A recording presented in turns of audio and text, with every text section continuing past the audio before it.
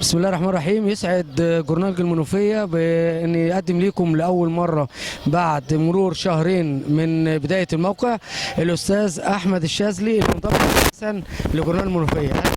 اهلا بيك استاذ عبد الجليل. منور الجورنال ومنور الدنيا. الله يخليك، منور باصحابه. احمد الباهي واسره جورنال كلها مبسوطه انها انت انضميت، لان حضرتك هتضيف اضافه جديده للجورنال وهنتعلم منك كل حاجه.